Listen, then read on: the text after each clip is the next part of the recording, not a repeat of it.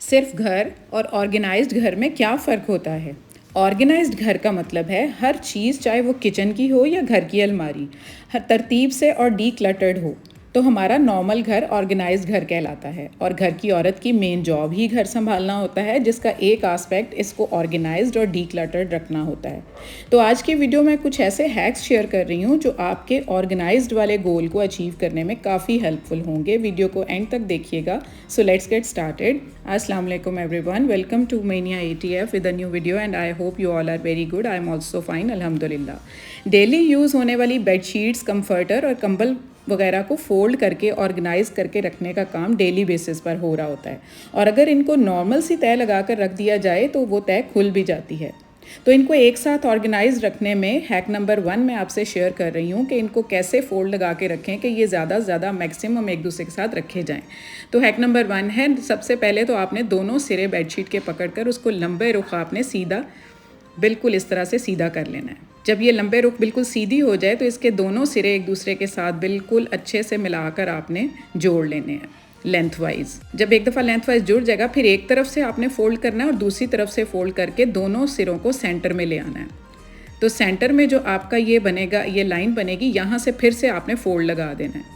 Fold लगाने के बाद लंबे रुख करके इसको एक फोल्ड दे के दूसरे फोल्ड को इसकी तह के अंदर, बिल्कुल सेंटर वाली तह के अंदर इसको आपने घुसा के तो अच्छे से इसको ऑर्गेनाइज़ कर देना है। तो ये देखें कितने ज़बरदस्त तरीके से ये ऑर्गेनाइज होगी, हिलेगी नहीं ये अपनी जगह से। इसके ऊपर चाहे आप 10 कंफर्टर्स की तय लगा दें।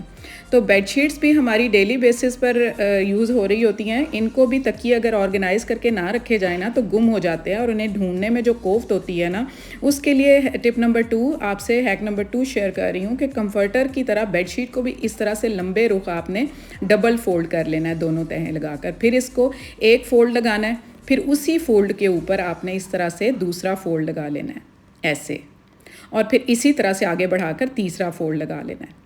इसको लगाने के बाद अब आपने सेंटर से 2 करके फोल्ड लगा के इसको लंबे रुख अपनी तरफ करके एक फोल्ड लगाना है और दूसरी तरफ से फोल्ड लेकर उसको एक सेंटर वाली तह के अंदर उसको फिक्स कर देना है लाइक दिस।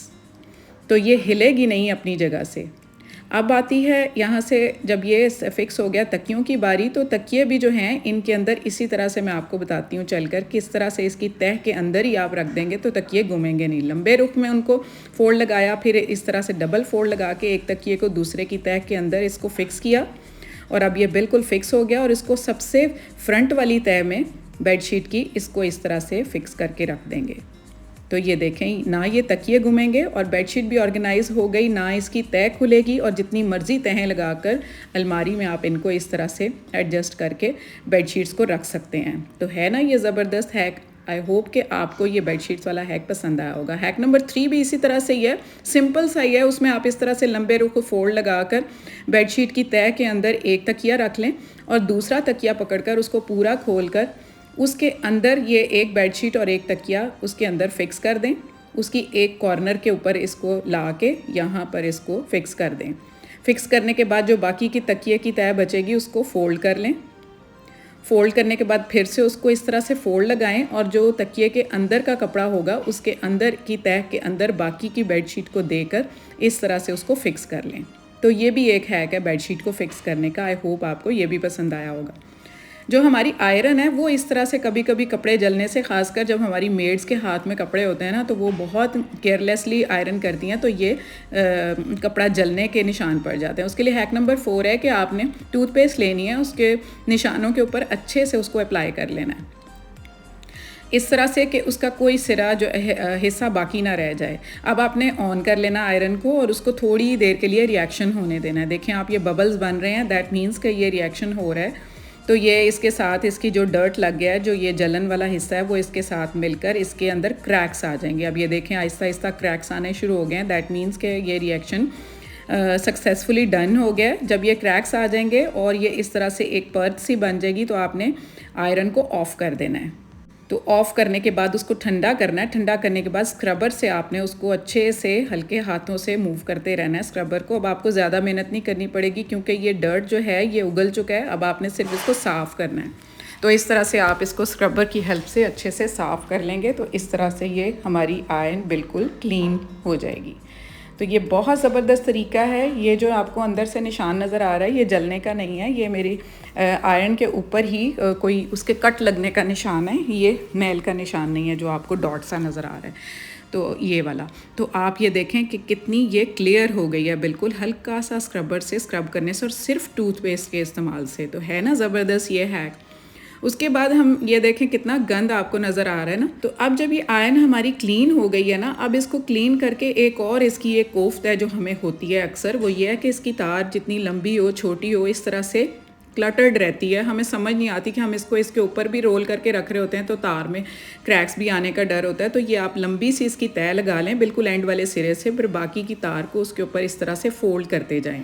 तो इतनी देर तक फ़ोल्ड करें जब तक कि इसका एंड वाला सिरा नहीं आपके पास आ जाता जहाँ पर स्विच लगा हुआ है।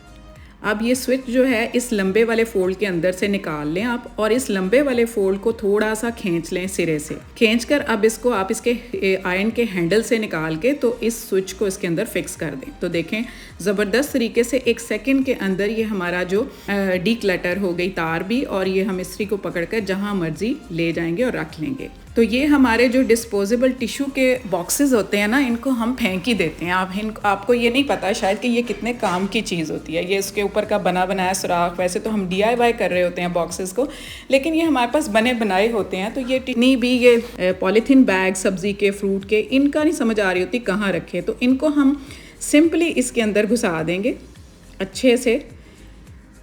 और जब ये सारे इसके अंदर चले जाएंगे तो आप ये देखेंगे कि अब इस तरह से इनको कोई ऑर्गेनाइज़ करके रखने की ज़रूरत नहीं, आप जम्बल्ड अप फॉर्म में रैंडमली आप इनको रख सकते हैं। और उसके बाद जब आप इसको इस तरह से रख लेंगे तो एक एक करके आप इसके अंदर से निकालते जाएं, आपके आराम से हाथ में दूसरा आ जाएगा। आपको कोई इसमें एफ़र्ट करने की ज़रूरत नहीं पड़ेगी, और आपके जो पॉलीथीन बैग्स हैं वो भी स्टोर हो जाएंगे, सेफ़ हो जाएंगे, और आपको ये भी नहीं करना पड़ेगा कि हाय मुझे बैग नहीं मिल रहा, मुझे ज़रूरत है। तो ये थे आज के हैक्स जो आपको पसंद आए होंगे, आई होप। तो सबसे पहले तो अब मेरा चैनल आप सब्सक्राइब कर लें और लाइक भी किया करें ज़रूर। आपकी लाइक करने से हमें बूस्ट मिलता है। और कमेंट किया करें और शेयर भी किया करें, और बेल आइकन को ज़रूर दबा दें अगर आप चाहते हैं कि आपको मेरी वीडियो का सबसे पहले नोटिफिकेशन आए। Take good care of yourself, stay fit, stay healthy, and अल्लाह हाफिज़।